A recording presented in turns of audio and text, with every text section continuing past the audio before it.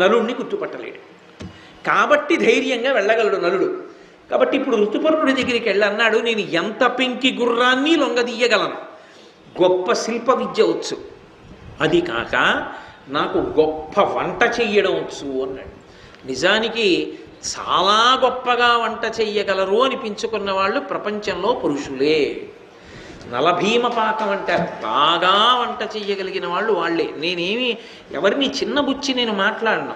అసలు నా ఉద్దేశ్యం, నా హృదయం అది కానీ కాదు. నేను ఒక సత్యాన్ని చెప్పడానికి ఆ మాట అన్నాను అంతే. అలా అయితే ఇంకొక మాట కూడా అనొచ్చు, అసలు వాళ్ళ యందు కూడా ఆ వంట చెయ్యగలిగిన శక్తినిచ్చి 10 మందికి అన్నం పెట్టే తల్లి అన్నపూర్ణ ఆడదే.